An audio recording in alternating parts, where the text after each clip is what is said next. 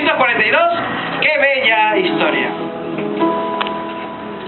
Qué bella historia de su excelsa gloria, bajo el Salvador, Jesús mi Redentor, nació en pesebre, despreciado y pobre, varón de lágrimas y de dolor.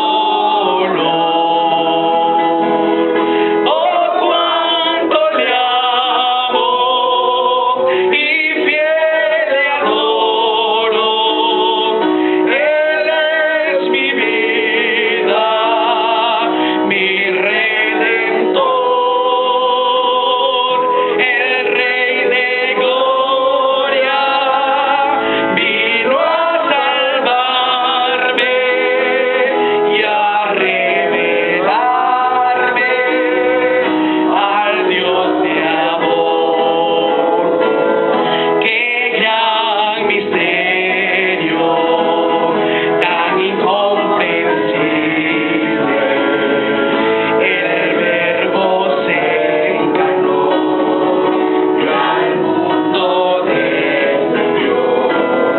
El plan oculto revelóse al hombre y por su tierno amor me levantó.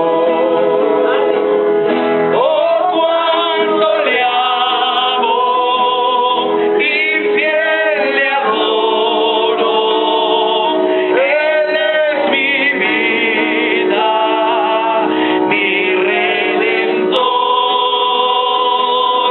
el Rey de gloria, vino a salvarme y a revelarme al Dios de amor.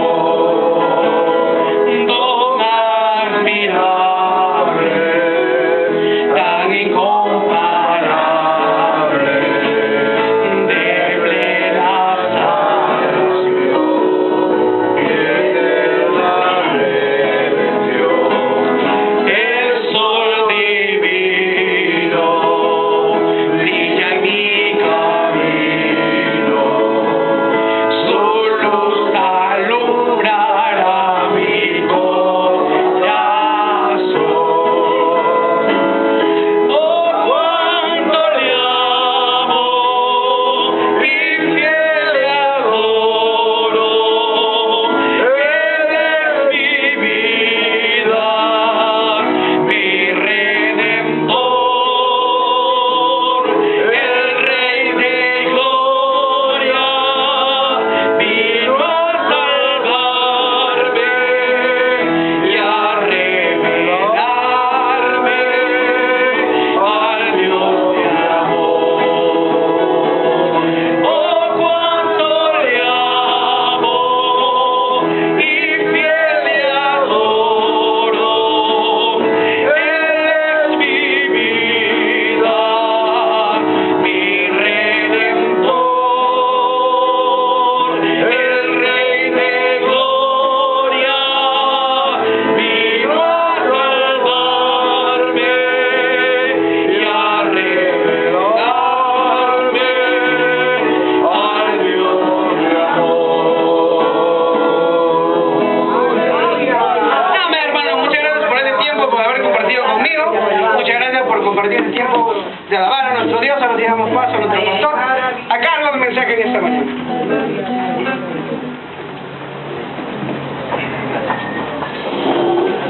Dios le bendiga, hermano, muy buenos días. Gracias a Dios por este tiempo de alabanzas y de adoración a nuestro Padre Celestial. Amén. ¿Cuántos creemos que el Rey de Gloria vino a salvarnos? Amén. Y vino a revelarnos a ese Dios de amor, hermanos. Vamos a pasar al estudio de la palabra del Señor en esta mañana. Bueno, David, que nos ayude. Seguimos estudiando esta serie de estudios concerniente al cristiano y la iglesia local. Amén.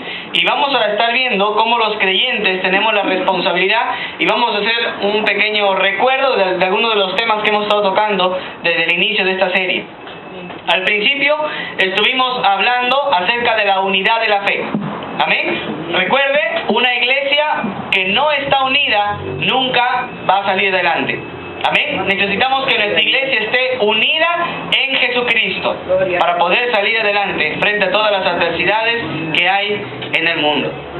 Habíamos hablado un poco acerca de las ofrendas, ¿verdad?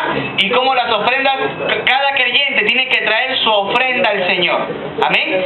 Sin embargo, esas ofrendas no deben quedar al aire.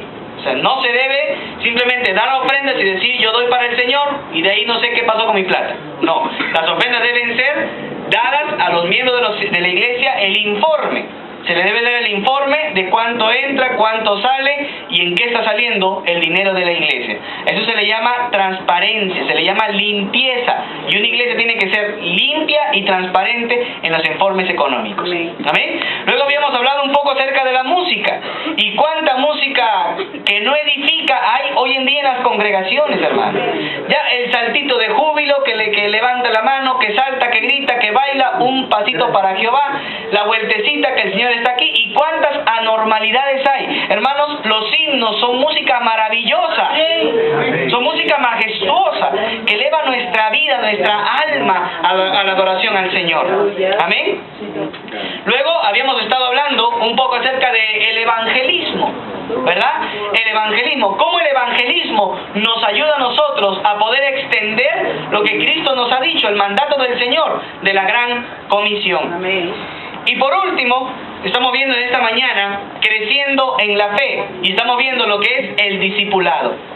Amén. Un creyente, ¿cómo crece un creyente en la fe? Por medio del discipulado.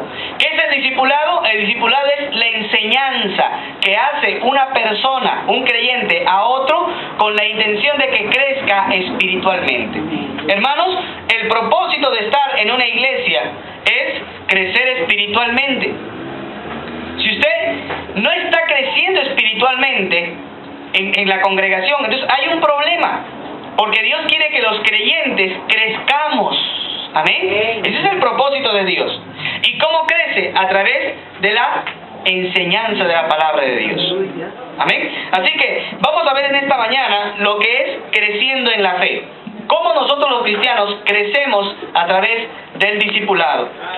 En el libro de Primera de Juan, capítulo 2, versículo 12. Primera de Juan, capítulo 2, versículo 12.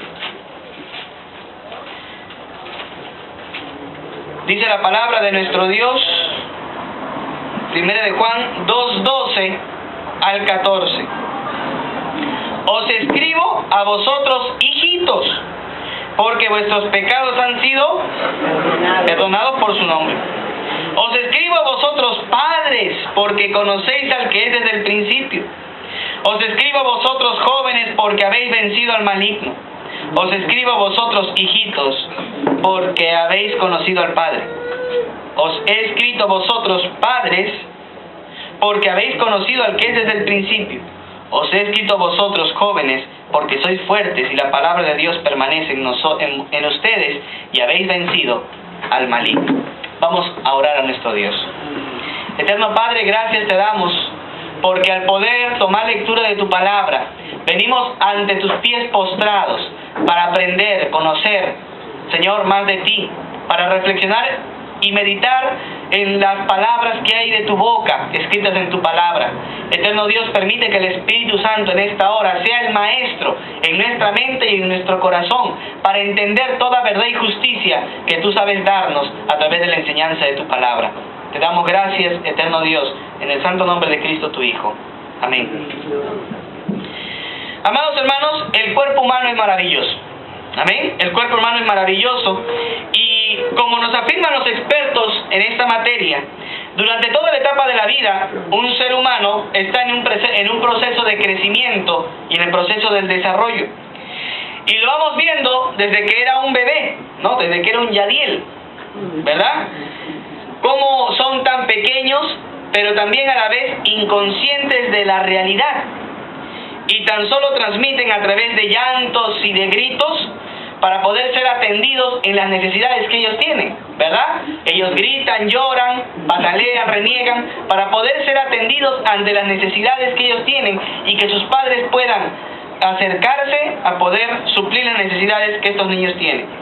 Pero luego los vemos que van creciendo, ¿verdad? Y dejan de ser bebés para convertirse en niños. Y entonces, ahora de niños ya son conscientes de sus actos, ¿verdad? Ya son conscientes de lo que están haciendo y ya van asumiendo algunas labores menores, pero responsabilidades en el hogar, ¿verdad? Ya desde pequeñito usted tiene que enseñarle, lave su taza. ¿Amén? Amén. Uy, ¿no crees? ¿Amén? Amén. ¿Sí? Lave su taza, lave su tenedor, como decía mamá, acá no hay sirvientas, vaya usted a lavar. ¿No? Ya uno ya va asumiendo la responsabilidad. Ensuciaste el plato, lo lavas tú. Ensuciaste la taza, usted lo lava. Entonces, esas labores menores que claro, uno va a entender que como uno es niño, uno todavía es inexperto, es un neófito, ¿verdad? Entonces, ¿qué va a pasar? Por ahí le va a romper 1, 2 o 3 platitos, ¿verdad? Por ahí le rompe 1 o 2 tazas. Pero eso ya es parte de la práctica, ¿verdad? ¿Cómo? Exacto, es parte del aprendizaje. ¿Cómo va a aprender si es que no comete un error? ¿Verdad? Entonces va él cometiendo errores, pero va asumiendo estas responsabilidades. Entonces vamos viendo que cómo va pasando el tiempo. ¿Ve? Va pasando el tiempo y ese niño va creciendo, por ejemplo, en tamaño, va creciendo en conocimiento, va creciendo en responsabilidades. Llega el momento en que los papás ya no le tienen que decirle, haz tu tarea. Solito ya sabe lo que tiene que hacer. Amén. ¿Amén? O sea, ya sabe lo que tiene que... Y si no hace las labores que le toca, sabe que hay una paleta, ¿verdad? Sabe que hay una paleta, un pedazo de madera que quita la necedad. ¿Amén? Quita la necedad.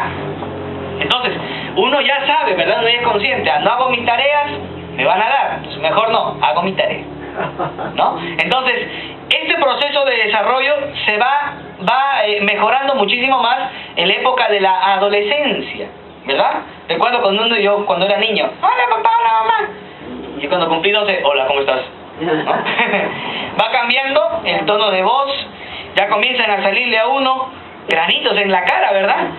¿Y por qué? Porque ya va pasando un proceso de transformación de niño a adulto. Eso es normal, eso no se preocupe usted, esas son cosas que van a pasar, ¿verdad?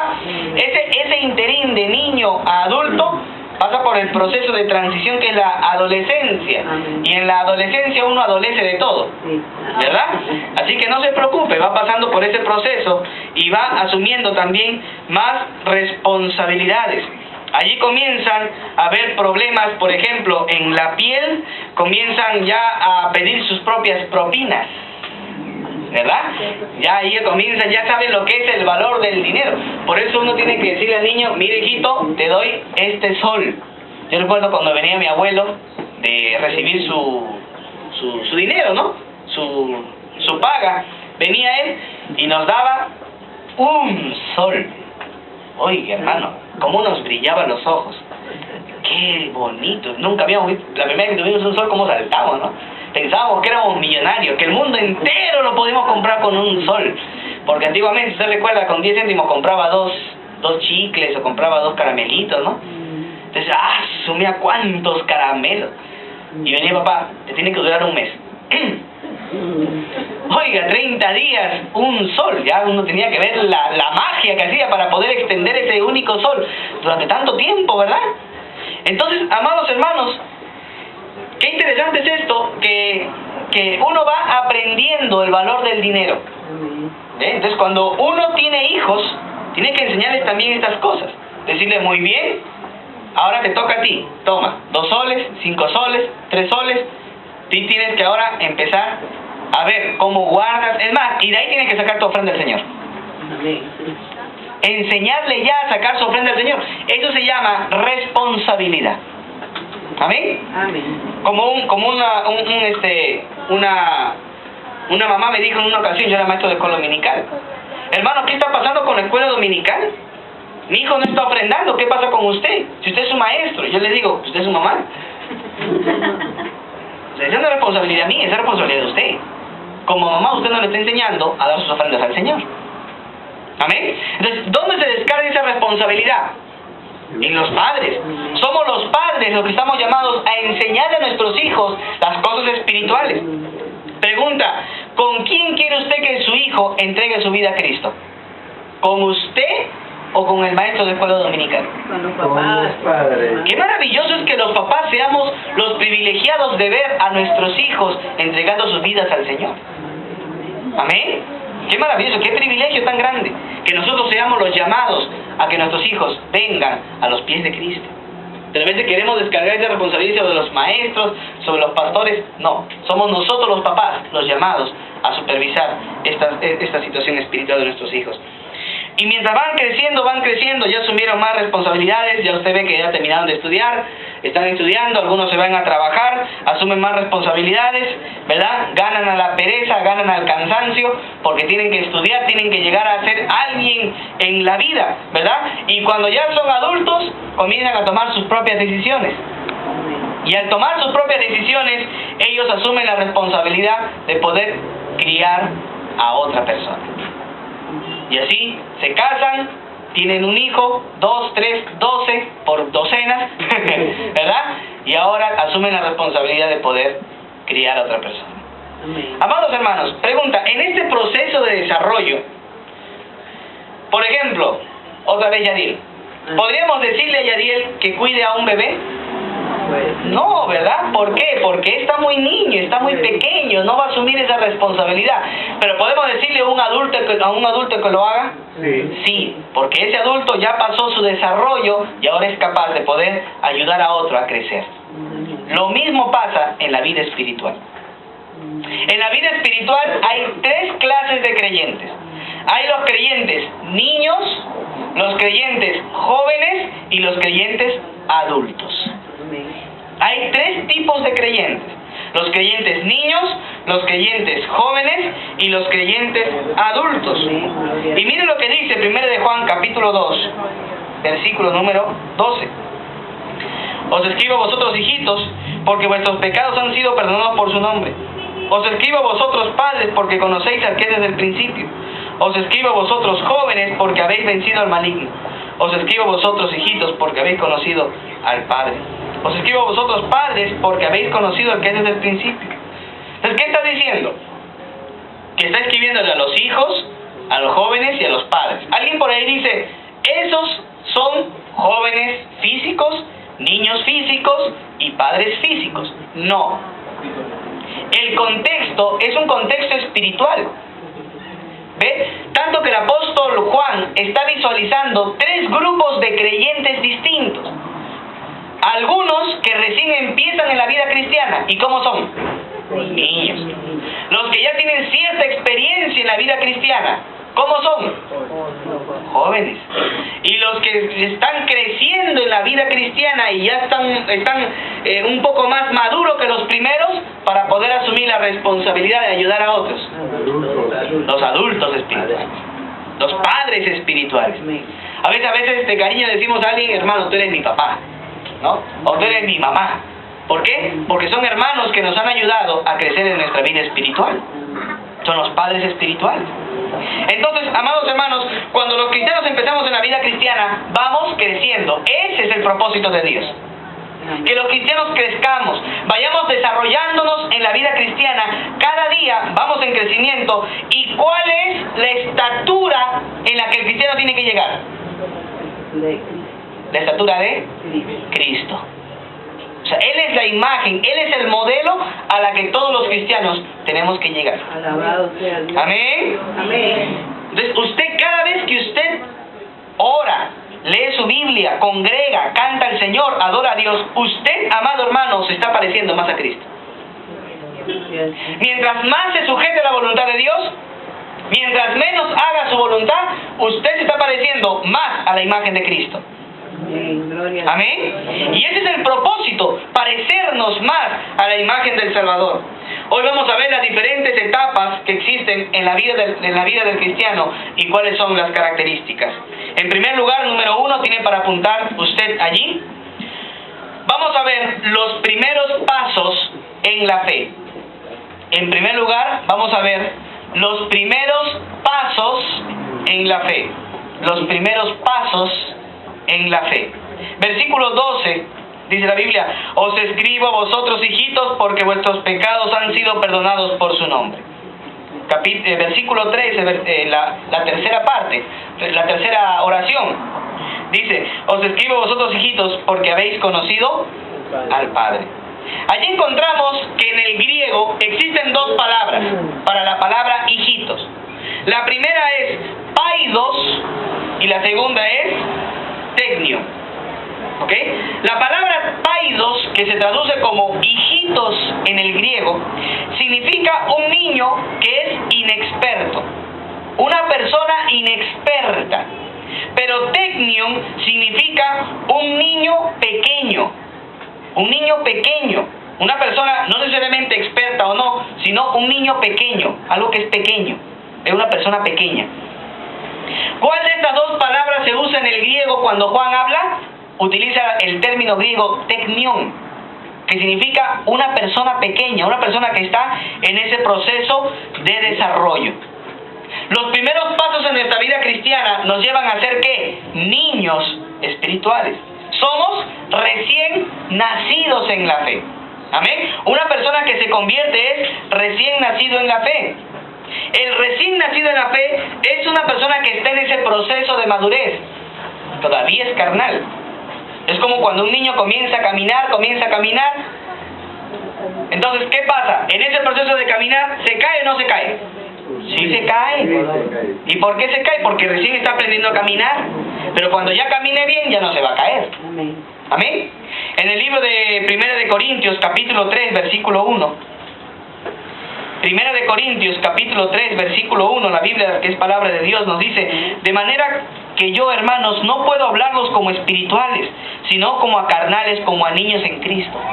Un carnal, un cristiano carnal, es un creyente que no está en crecimiento. Es un niño, o sea, es una persona que todavía le falta crecer. Y por eso está tambaleando. ¿Pero qué necesita? Discipulado. Amén. Necesita enseñanza.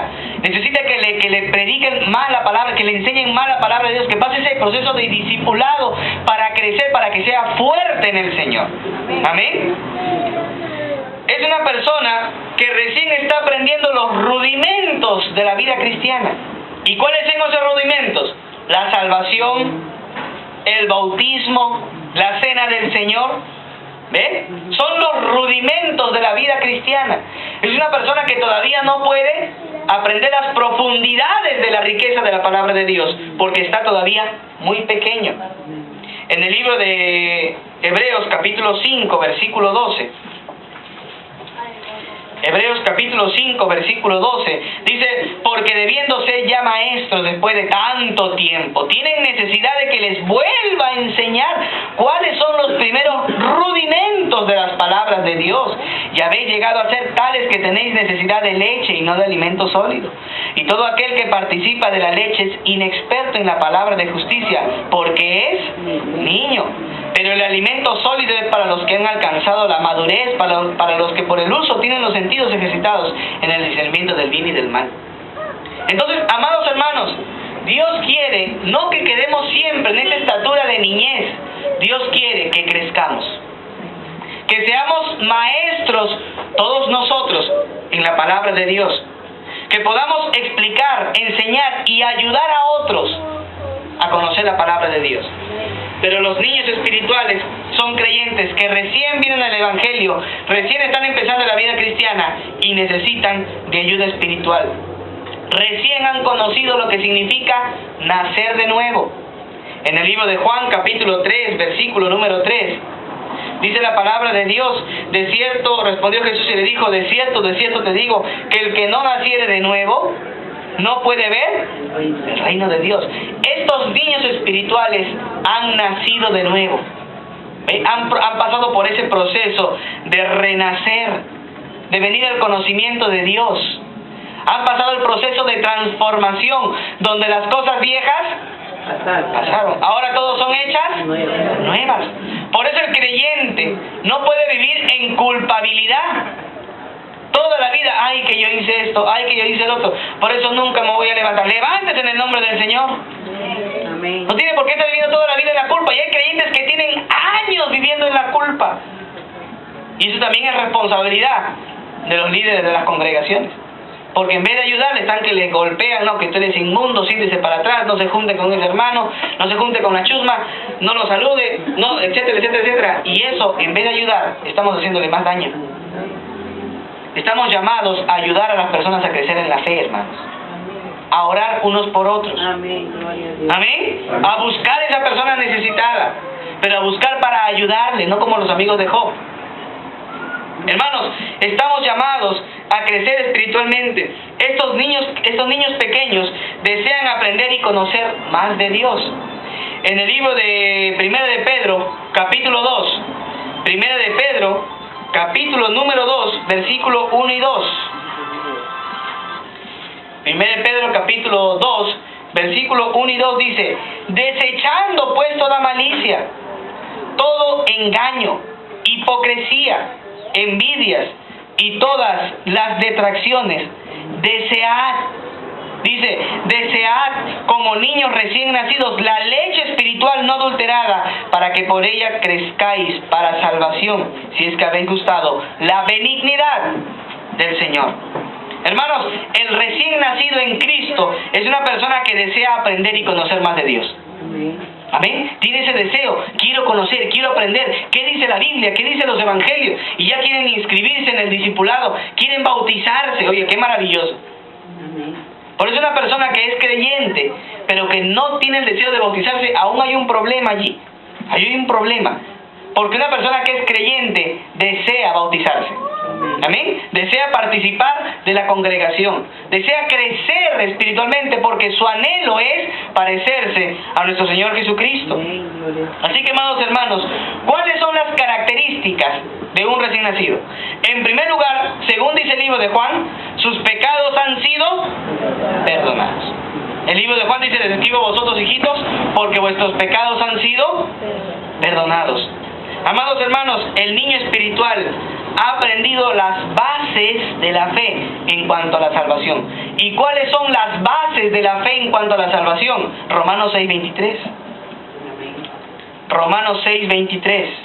Esa es la base. Dice la Biblia, porque la paga del pecado es muerte. Mas la dádiva de Dios es vida eterna en Cristo Jesús, Señor. Muy bien. Pregunta: ¿la salvación es un premio o un regalo? Un regalo. Entonces, ¿usted va a entrar al cielo como premio o como regalo? Entonces, ¿la salvación se puede perder o no se puede perder? No, porque es un regalo. ¿Amén? Gloria a Dios. Entonces, si no pierdo la salvación, vivo como incrédulo, pues. No. Porque el que tiene la salvación segura en Cristo vive como hijo de Dios. Amén. Porque ahora, entiéndeme aquí. Porque si usted dice: Cristo me salvó, muy bien, pero sigue en el alcoholismo, sigue en el adulterio, sigue en la mentira, sigue en el engaño, sigue en el robo, ¿de qué lo salvó? ¿Mentira o no? O sea, no lo ha salvado de nada, sigue en el mismo pecado. Pero si usted dice: Cristo me salvó, y usted cree que Cristo tiene guardada su salvación, porque la Biblia dice que nuestra vida está escondida en Él y en Cristo, y nadie, ni el diablo, nos pueda separar de las manos de Dios. Eso es lo que dice la Biblia. ¿Qué me podrá separar del amor de Dios que es en Cristo Jesús? Y Pablo hace una larga lista y dice: nada me puede separar. Pero si usted es creyente y su salvación está segura, y usted se va al cielo, porque, hermanos, hay que estar seguros de ir al cielo. Amén. Último, he estado combinando con el pastor Enoch, que va a estar en la noche con nosotros, un siervo de Dios maravilloso, y me gusta la manera de evangelizar de él, porque había personas que estaban allí. Yo estaba en el mismo taxi con él, estábamos yendo, y el taxista estaba por ahí. ¿Usted es pastor? Sí, iban conversando por ahí, y el pastor lo primero que le pregunta es: si usted muriera, ¿dónde se va? Bueno, dice: yo creo que me iría al cielo. Ya, muy bien. Y entonces el pastor le comienza a preguntar: muy bien, supongamos, le dice, la Biblia dice en el libro de Efesios que hablad verdad cada uno con su compañero. Entonces, en otras palabras, la Biblia está enseñándonos que no debemos mentir. ¿Usted ha mentido alguna vez en su vida? Bueno, sí. Ya. Entonces, usted, ¿cómo se le llama al que es mentiroso? Al que miente. Mentiroso. Muy bien. ¿Y Dios qué va a hacer con el mentiroso? ¿Lo castiga o lo premia? Lo castiga. ¿Cielo o infierno? Infierno. ¿Dónde se va? Ah, pues me voy al infierno. Ajá.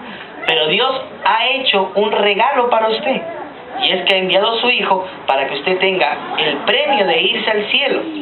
Y le comienza a evangelizar en base al regalo de Dios. Amados hermanos, entonces, necesitamos entender que la salvación es un regalo.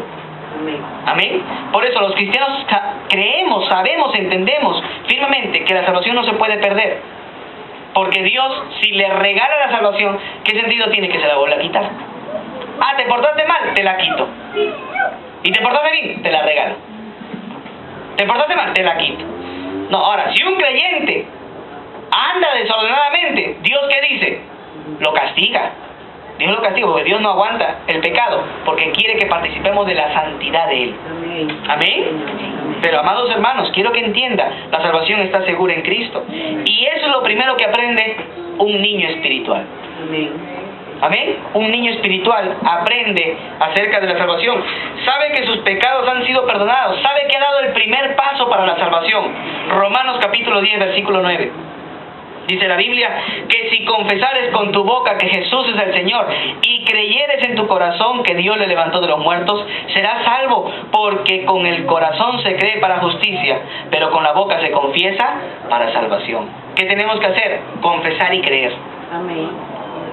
Ese es el primer paso que dan los niños espirituales. Confiesan y creen que Jesucristo les puede salvar. Otra de las características, 1 de Juan, capítulo número 2, versículo 13, dice que estos hijitos a los que Juan les escribe, dice, han conocido al Padre. No se dice más de estos niños. Se dice, hijitos, sus pecados han sido perdonados.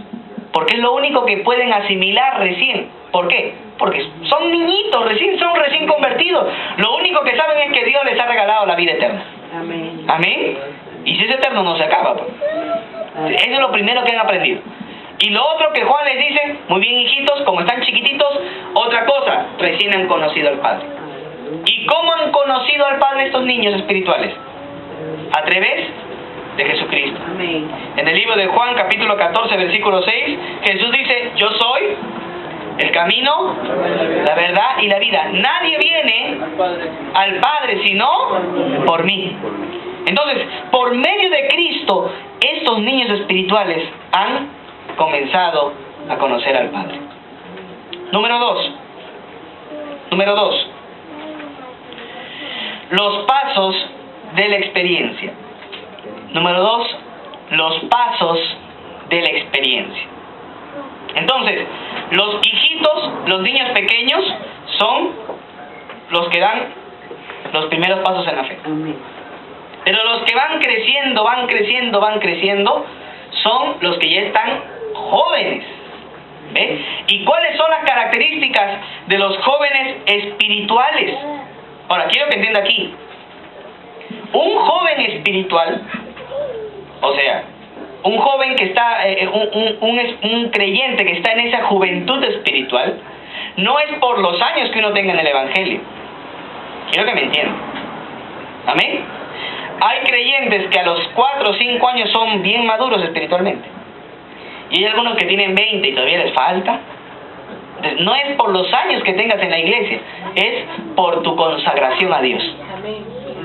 ¿Amén? Hablaba con una persona que me decía, tengo 20 años en el Evangelio. 20 años así. ¿Y cuántas veces se ha leído la Biblia entera? ¿Qué quiere decir? Que con 20 años no ha crecido ni 2 centímetros. ¿Cómo es posible que en 20 años no se haya leído la Biblia entera? ¿Me entiende o no? Le pregunto a usted y usted responde, usted solito, no me voy a responder, usted solito. ¿Cuántos años tiene en la vida cristiana? Pregunta, ¿cuántas veces se ha leído la Biblia entera? Ya queda para usted respóndase. Si no ha llegado por lo menos una vez cada año, no está creciendo espiritualmente. ¿Me entiende o no? Póngase al día, llegue a su casa. Hubo un hermano que se pudo acabar la Biblia en 3 meses. Entera, hermano. Sí se puede. Sí se puede. ¿Qué necesitamos? Esfuerzo. Entonces, mientras uno lee, va creciendo espiritualmente. ¿Por qué? Porque tu mente se llena de la palabra de Dios. Amén. Entonces pregunta, ¿cuántos años tienes en la vida cristiana? ¿Y cuántos años has leído tu Biblia entera? Amados hermanos, entonces, los pasos de la experiencia lo encontramos en el versículo 13, la segunda parte. Primera de Juan, capítulo 2, versículo 13, en la segunda parte. Las características de los jóvenes cristianos. Os escribo a vosotros, jóvenes espirituales, porque habéis vencido al maligno. Y el versículo 14, la segunda parte dice, os he escrito a vosotros jóvenes porque sois fuertes y la palabra de Dios permanece en vosotros y habéis vencido al maligno. Primera característica de uno que es joven espiritualmente y está creciendo en la vida cristiana. Primera característica, vence al maligno. El niño espiritual no sabe cómo obra el diablo todavía. Entonces el diablo va a buscar que ese niño caiga en pecado. Pero el que es joven espiritual, ¿qué sucede? Está en ese crecimiento, ¿verdad? Está adelante con el Señor, está firme en el Señor y ya conoce las cosas de Dios. En 2 de Corintios capítulo 2, 2 de Corintios capítulo 2, versículo 11, dice la palabra de Dios, para que Satanás no gane ventaja alguna sobre nosotros, porque no ignoramos sus... ¿Quién conoce cómo son las maquinaciones del diablo? El joven espiritual. Por eso puede vencerlo. El joven espiritual sabe lo que dice Santiago 4:7. Resistid al diablo. Entonces, ¿cómo salen los demonios? ¿Cómo se van los demonios? ¿Cómo huyen los demonios? Resistiéndole. ¿Con qué? Con la palabra de Dios. ¿Ve? Es con la palabra de Dios que uno resiste al diablo. No es que uno está como mi abuela, ¿no? Recuerdo mucho a mi abuela, que se le perdía el monedero. El Señor reprenda al diablo, decía, ¿no? Este diablo cochino me ha escondido el monedero, ¿no? O iba a salir, el Señor reprenda al diablo, mis llaves, el diablo las ha escondido. ¿Qué culpa tenía el diablo ahí? ¿No? Entonces, cuando hay una actividad demoníaca, y uno sabe que hay una actividad demoníaca, uno tiene que citar la palabra de Dios. ¿Qué es lo que hizo Jesús? Citó la palabra de Dios. Entonces, ¿cómo un creyente resiste al diablo? Citando la palabra de Dios, hablando la palabra de Dios, proclamando la palabra de Dios. Ese es resistir al diablo. Por eso cuando vienen tentaciones, no solamente del diablo, hay tentaciones que son de nuestro propio cuerpo, de nuestra propia carne, y hay tentaciones que vienen allí, usted tiene que resistirlo siempre que leyendo la palabra de Dios. Está en tentación de cometer algo pecaminoso, lea la Biblia. Lea la palabra, va a ver cómo su alma va a conmoverse ante la palabra de Dios. Hermanos, esta palabra es maravillosa. Amén. Esta palabra es maravillosa. Entonces, hay que entender, amados hermanos, que el joven espiritual es aquel joven que está en ese proceso de crecimiento y sabe que con la palabra puede resistir al diablo. Y sabe que el diablo no está durmiendo. En 1 de Pedro capítulo 5 versículo 8 dice la palabra de Dios que nuestro enemigo, el adversario, está como león rugiente, buscando a quién. Entonces el joven espiritual está como atento, está alerta, porque ha vencido al maligno, sabe cómo vencer al diablo, sabe cómo vencer a su carne, sabe cómo vencer las tentaciones, hermano. El joven espiritual es ese creyente que vive victorioso en la vida cristiana. Amén. ¿Por qué? Porque está consagrando su vida cada vez más a Dios. Segunda característica del joven espiritual es una persona que es fuerte. Y esa persona fuerte es una persona que ha aprendido que el vigor solamente viene de Dios. Que la fuerza solamente viene de Dios. No solamente queda en nuestra fuerza humana, y que sí tenemos que poner fuerza de voluntad en muchas cosas que tenemos que dejar, pero esa fuerza de voluntad se combina con el poder de Dios para poder derrotar toda tentación y pecado.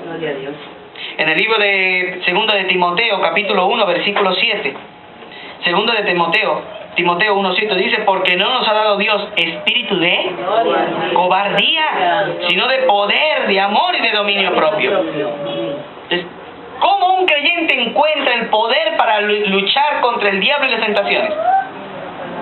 por medio de la palabra de Dios, por medio del Espíritu Santo, que ojo, todos los cristianos tenemos el Espíritu Santo. La Biblia dice que el que no tiene el Espíritu de Cristo no es de él. Entonces todos los creyentes tenemos el Espíritu Santo y por tanto podemos ser más que vencedores frente a la maldad. Amén. Este joven espiritual es alguien que sabe cómo son las armas del creyente, sabe cómo es la vestidura del soldado de Cristo y se viste de ellas. En el libro de Efesios capítulo 6, Efesios capítulo 6, versículo número 10, dice la Biblia: por lo demás, hermanos míos, fortaleceos en el Señor y en el poder de su fuerza. ¿Dónde está el poder de la fuerza de Dios? Versículo 11, vestidos de toda la armadura de Dios, allí, en la armadura de Dios. Dice, para que podáis estar firmes contra las acechanzas del diablo. Verso 12, porque no tenemos lucha contra carne y sangre, sino contra principados, potestades, contra gobernadores de las tinieblas de este siglo, contra huestes espirituales de maldad en las regiones celestes. Por tanto, tomad toda la armadura de Dios, para que podáis resistir en el día malo, y habiendo acabado todo, estar como firme. Después de la lucha, el creyente sigue de pie. Y versículo 14, estad pues firmes, ceñidos vuestros lomos con la verdad. O sea, nuestra cintura debe estar ceñida con una correa de verdad. Ceñirse la cintura es una manera gráfica de representar la actitud varonil. O sea, todo creyente tiene que comportarse varonilmente. ¿Y cómo un creyente se comporta varonilmente? Hablando verdad. ¿Ve? Siempre que su palabra sea una palabra de verdad. Amén. Hermanos, nos encontramos mañana. Muy bien, ¿a qué hora? A las 5. 5 en punto. Eso es palabra de verdad. Amén.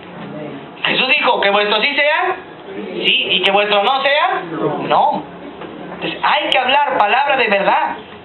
Luego dice la Biblia: vestido la coraza de justicia. Que la justicia de nuestra vida sea aquella coraza que nos defiende. ¿Por qué? Porque muchas personas van a criticar nuestra vida. Muchos. Pero si usted es justo, nadie tiene por qué hablar mal de usted. Gloria a Dios. Mientras usted actúe con justicia, nadie va a poder hablar de usted. Amén. Su testimonio está resguardado. ¿Por qué? Por la coraza de justicia. Verso 15. Calzado los pies con el apresto del Evangelio de la paz. Un creyente que está predicando la palabra de Dios es un creyente que está firme. Un creyente que no predica la palabra de Dios, que está echado, durmiendo, que no le gusta salir a predicar, es un creyente que no está firme en el día de la guerra. Continúa la Biblia, versículo 16. Sobre todo tomad el escudo de la fe con la que podáis apagar los dardos de fuego del maligno. Hermanos, un creyente que tiene la fe en Dios es un creyente que jamás va a vacilar. Amén. Porque el diablo lanza, ¿no? Lanza. ¿Estás enfermo? Uy, ¿por qué será? ¿Te pasó este problema? Uy, otro dardo, ¿no? Dios ya no se agradó de ti. ¿Qué habrás hecho? Y el diablo está lanzando duda y duda tras duda tras duda sobre nuestra vida para que desconfiemos de Dios. Pero si usted tiene el escudo de la fe, soy hijo de Dios, nada me aparta de su amor, voy a creer en la promesa de Dios. Sea con lo que el diablo le engañe, hermano, tal vez no eres salvo. ¿Y a cuántos de nosotros el diablo a veces nos ha dicho eso, no? Tal vez no eres salvo. Y yo he conocido personas que dicen: tengo muchos años en el Evangelio y no estoy seguro de ser salvo. ¿Cuál es el problema? El problema es que no tiene el escudo de la fe. Porque el diablo está que lanza el dardo. No eres salvo. Tal vez no eres salvo. Tal vez no te has convertido bien. No eres un verdadero creyente. Está que lanza esos dardos el diablo. El otro, como no lee la Biblia, no tiene la fe, ay, sí, pues será. Mejor me vuelvo a convertir. Y hay algunos que hasta 9 veces se han convertido. Y una décima por si acaso. ¿Por qué? Porque no están llenos de fe. El que está lleno de fe, dice, la palabra de Dios dice: cree en el Señor Jesucristo y serás salvo. Yo creo, soy salvo. ¿Se acabó? No, pero ¿qué has sentido? Un momentito, la Biblia no me dice que tengo que sentir algo para ser salvo. La Biblia dice que tengo que ser salvo por Jesucristo, nada más. Alabado sea Cristo, gloria a Dios. No me dice nada más. Entonces, si usted cree eso, si usted tiene fe a eso, hermanos, no hay dardo del diablo que lo pueda mover. Amén.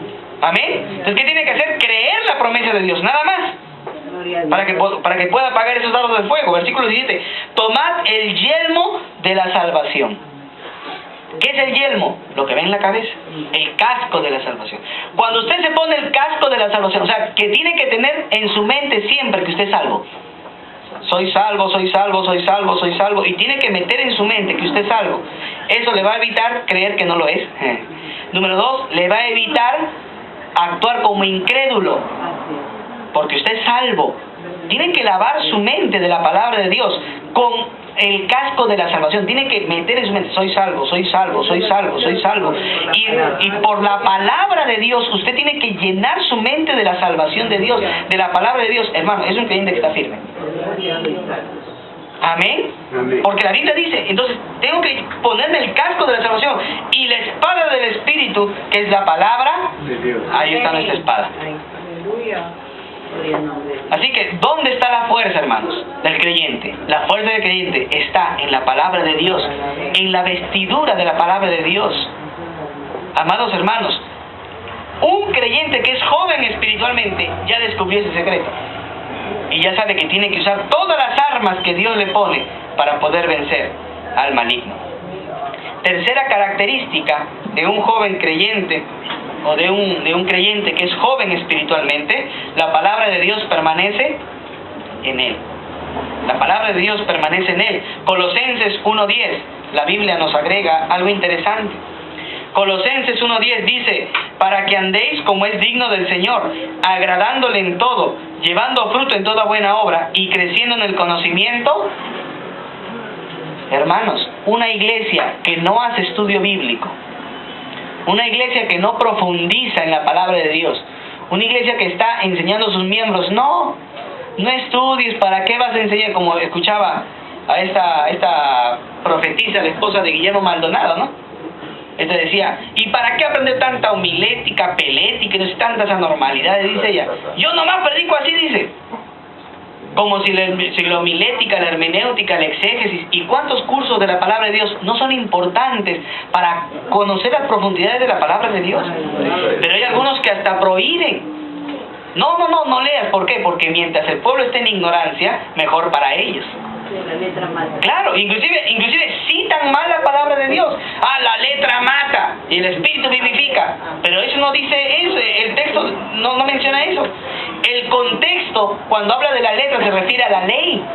La ley mata, porque si uno cometía pecado en la ley, lo mataba. Amén. Pero ahora el Espíritu Santo vivifica al creyente. Gloria a Dios. No significa que si usted lee, usted se va a volver un carnal. Más bien, el que lee más, el que estudia más la palabra, el que se inscribe en cursos bíblicos, el que aprende más la palabra de Dios, es un creyente que crece. Ese crece. Pero hermanos, y hay muchas congregaciones, muchas denominaciones, que buscan eso, que los creyentes no crezcan espiritualmente. ¿Por qué? Porque están copiando el tipo de la Iglesia Católica. ¿Ves? La Iglesia Católica, mientras nadie leía, felices, porque nadie se rebelaba. Pero comenzar a leer la palabra de Dios, uno se hace preguntas, porque uno razona. Pero la Biblia dice esto, la Biblia dice lo otro. La Biblia dice, usted no pregunta, fuera y expulsado por leer la Biblia. ¿Por qué? Porque el único que tiene la autoridad para interpretar es el líder, y eso es pecado. Eso no es verdad. La Biblia dice, versículo 10, léalo bien, dice, para que andéis como es digno del Señor, agradándole en todo, llevando fruto en toda buena obra y creciendo en el conocimiento de Dios. Un creyente que está en crecimiento es un creyente que está siempre adelante en el estudio de la palabra de Dios. Amén. Porque pone en práctica lo que sabe de la Biblia. Gloria a Dios. Santiago 1:22 dice que la Biblia es como un espejo y que no debemos ser oidores olvidadizos, sino hacedores de la palabra de Dios. Gloria a Dios. Así que, amados hermanos, ¿cómo ese creyente va a saber lo que dice la Biblia si nunca la estudia? Tenemos que estudiar la profundidad de la palabra de Dios. Gloria al Señor. Entonces, un niño espiritual es uno que está en ese crecimiento, ¿no? Y lo único que sabe, la salvación y que sus pecados han sido perdonados. Amén.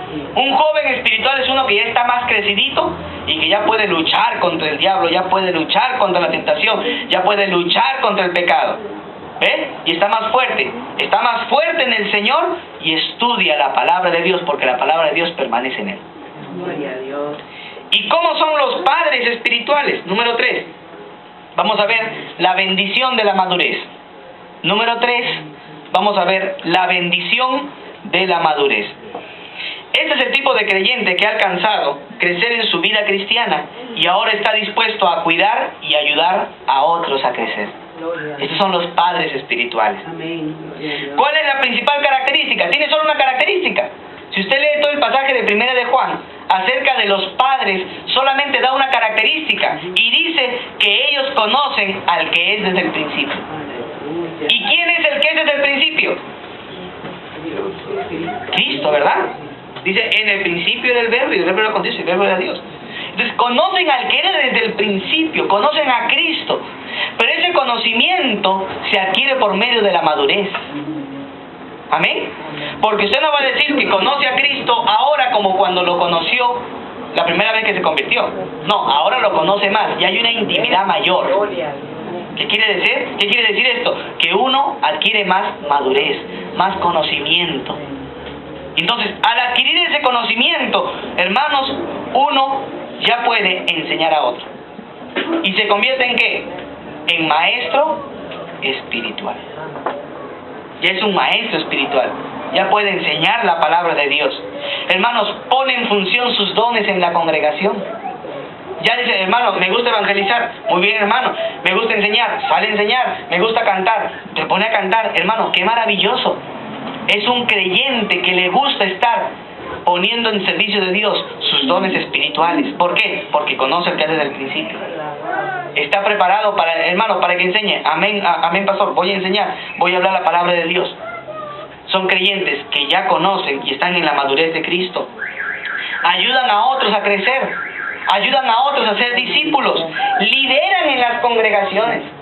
Y ya los vemos siendo presidentes de jóvenes, presidente de damas, presidente de caballeros, presidente de cuna. Ya vemos creciendo a cada creyente en la fe. Y los vemos activando, maestros de escuela dominical, diáconos de la congregación. ¡Qué maravilloso! ¿Amén? ¿Por qué? Porque son padres. Están dispuestos y preparados ya para poder ayudar a otros en su crecimiento espiritual. Y son de apoyo a la obra de Dios. Aleluya. En 1 Corintios 15:58, la palabra de Dios nos dice de la siguiente manera. Así que, hermanos míos amados, estad firmes y constantes, creciendo en la obra del Señor, sabiendo que vuestro trabajo en el Señor no es en vano. Un creyente espiritual maduro es uno que apoya a su iglesia local porque ha madurado en la fe del Señor. Amados hermanos, vamos a recordar los 3 grandes grupos: los creyentes inmaduros, niños espirituales; los creyentes medianamente maduros, que ya están en sus primeras batallas contra el pecado y la maldad, ¿verdad? Venciendo porque la palabra de Dios permanece en ellos. Y los creyentes maduros, que son de apoyo y de bendición a la iglesia local, apoyando, trabajando, sirviendo en la congregación y ayudando a otros a crecer. En esta mañana, la pregunta es, ¿dónde está usted? ¿En qué grupo usted se está poniendo? ¿Se pone en el grupo de los niños? ¿Se pone en el grupo de los jóvenes? ¿O se pone en el grupo de los adultos espirituales? Hermanos, la pregunta es, ¿está creciendo espiritualmente usted? ¿Está pasando discipulado? ¿Está pasando el discipulado de la congregación? ¿Hay señales de crecimiento en su vida? ¿O solo asiste a la iglesia por estar cumpliendo con Dios? ¿Cuál es el propósito de venir a la iglesia, hermanos? Yo creo que el propósito es que seamos como Cristo. La Biblia dice que tenemos que crecer. Vamos a orar en esta mañana.